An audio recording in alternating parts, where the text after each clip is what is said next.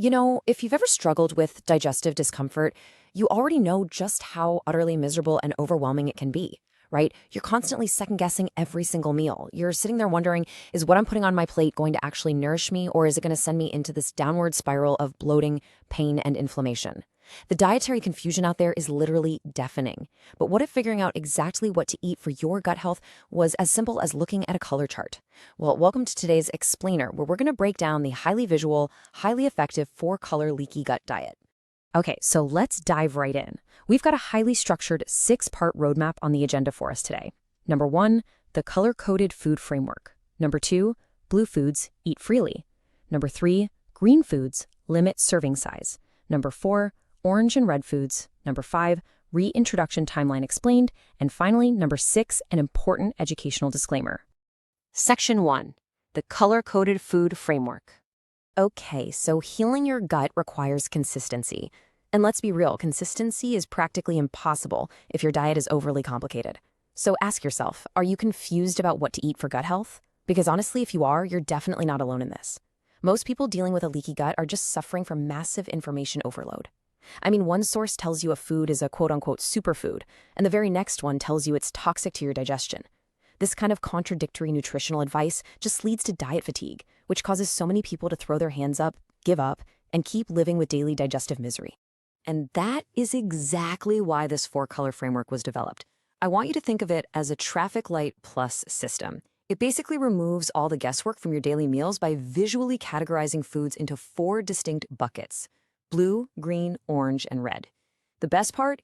You don't have to be a nutritionist to follow this. You literally just need to know your colors. So let's look at how these categories actually work in practice. Section 2, blue foods, eat freely. Now, I want to emphasize something absolutely crucial right out of the gate here. Going on a gut healing diet doesn't just mean restricting and starving yourself. Actually, it's fundamentally about nourishing.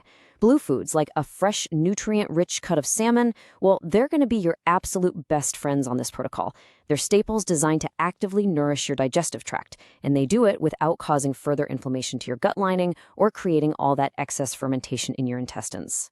So what exactly falls into this blue bucket? We're talking about high-quality fish and meat, leafy greens, and healthy fats. Think olive oil or coconut oil. The golden rule here is super simple. Eat these freely, now and always. What's really fascinating about this blue category is that it smartly blends ideas from paleo, keto, and low FODMAP diets. And because the vast majority of your calories here are coming from really satisfying healthy fats and clean proteins, these foods leave you feeling full and energized. You're not going to feel deprived at all. Section 3, green foods. Limit serving size. All right, with green foods, we're signaling a bit of a shift in our strategy. We're moving from an eat freely mindset to more of a proceed with caution approach. See, green foods include items that are undeniably healthy, like pastured eggs. But here's the catch. When your gut is in bad shape and heavily compromised, these foods can actually be pretty tricky to tolerate at first. So even though they're packed with nutrients, your body just might not be ready to process them in large quantities yet. Now, the science behind exactly why green foods are tricky is super interesting. It all comes down to something called the FODMAP factor. Basically, FODMAPs are fermentable sugars. When your gut lining is compromised, these sugars can be really poorly absorbed, so they just sit there in your intestine, pulling in excess water and causing rapid fermentation. And the end result of all that? Gas, bloating, diarrhea, and just widespread intestinal inflammation. Nobody wants that. Because of that FODMAP factor, our green food examples include things like eggs, unflavored protein powders like whey or colostrum, and heavy starchy vegetables like potatoes and white rice. And remember, quality really matters here too. For instance, pastured egg yolks have a much better balance of omega-3 to omega-6 profiles, which makes them a lot more gut-friendly. The core rule for the green category is to drastically limit your serving sizes and test them very carefully for your first 30 days while your gut starts to heal. Section 4, orange and red foods. Okay, moving on to our 2 avoid categories.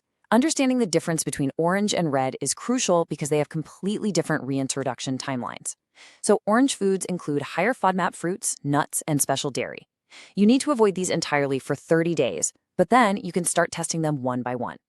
Red foods, on the other hand, well, these are the major culprits. We're talking gluten grains, processed food, sugar, artificial sweeteners, and alcohol.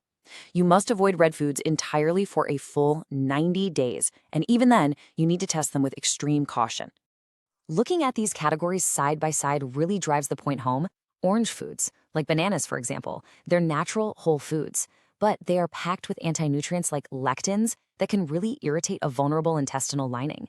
Conversely, red foods, like pizza, represent highly inflammatory processed items. Gluten, which is a major red food, is particularly harmful. Why? Because research actually shows it increases levels of zonulin. Zonulin is a protein that exacerbates intestinal permeability, literally, physically widening the gaps in your leaky gut. Yeah, no thanks. Section 5. Reintroduction timeline explained. So now that we understand the 4 colors, let's tie the whole shebang together and map it out chronologically from day 1 to day 90. Right now, your job is simple. Eat blue foods freely and strictly limit your green foods. Then, at the 30-day mark, as your gut begins to heal, you can start testing those green foods in larger serving sizes, and you can begin testing the orange foods one by one. By 60 days, you just continue eating whatever you found tolerable. Finally, at the 90-day mark, your gut should be significantly stronger. That allows you to carefully monitor the cautious reintroduction of any red foods. Though, honestly, you might just choose to leave things like artificial sweeteners and refined sugars out permanently. Section 6. Important educational disclaimer.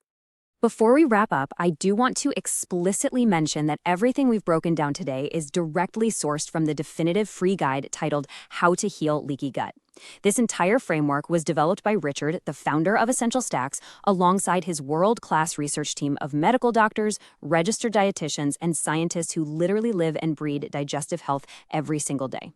However, as explicitly stated in the source text, content in this guide is for informational purposes only and is not considered medical advice.